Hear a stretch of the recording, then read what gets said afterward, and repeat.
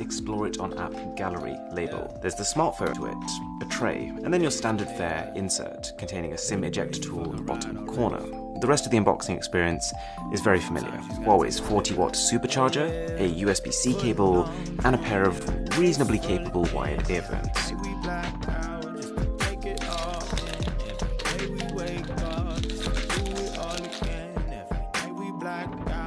So I've got my P30pro here, and the most immediate change is that the camera module is even bigger, slowly invading more and more of the backs of our phone. For that finish, I will say this: the P20 Pro was pretty much the first phone to introduce a gradient finish. I loved it. The P30 Pro came with Aurora, which took that. On the other hand, I had the widest grin on my face when unboxing this, because it now has a matte finish. It's still an evolution, just maybe not in the direction we were expecting, but understated design sells. There's a reason. You flip it around though, and there's no subtlety here. The P40 Pro is the first smartphone in the world with what they call an overflow display. It's curved on not just the sides, but also the top and bottom. Although, from what I can see, it looks more like it's the glass that's doing most of the curving here, not the display. A little bit of surface tension on top.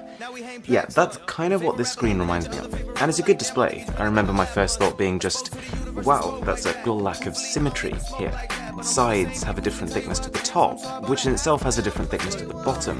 You've got, I think, the biggest hole punch cutout I've ever seen on a phone, positioned in what feels like a fairly weird location. I almost want to just push it a millimeter to the left. But the thing that irks me, and this could just be me, it might not bother you at all, but it's the corners. Because of how the glass curves down here, and it curves down here, you've almost got 4 points in the bezel that feel like they're protruding.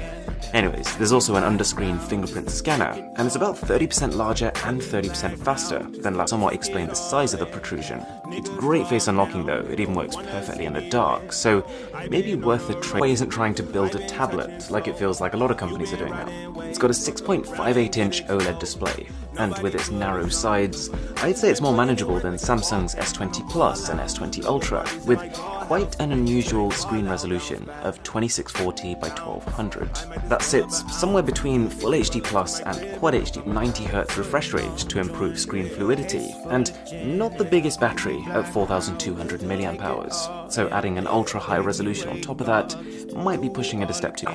Huawei has always paid attention to their cameras, and if the size of the module wasn't already indication enough, the P40 Pro and Pro Plus, which I'll get to, are no exception. In fact, in a way, I'd say this is their biggest jump yet. And tell multiple stories at once. That you could crop into any part of a shot and see enough detail that it will stand alone in its own right. In practice, I'm not sold on that angle, but what I can say is that whilst it might not be number one in this race for pixels, from the time I've spent with it so far, I think this takes the best photos I've ever seen on a phone.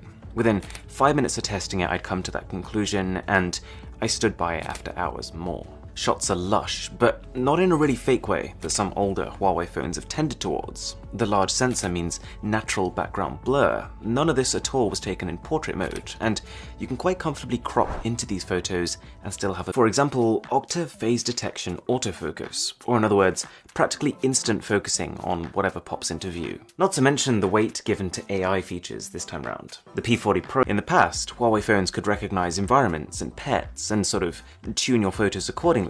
But that range of scenarios that it can now recognize is far. For example, it'll know you're taking a photo of an annoying reflective object, and it can reduce reflection. You can literally see it in action. Take a photo, wait 2 to 3 seconds, and then watch. Huawei's P20 Pro a couple of years ago, that phone blew me away. The P30 Pro blew me away.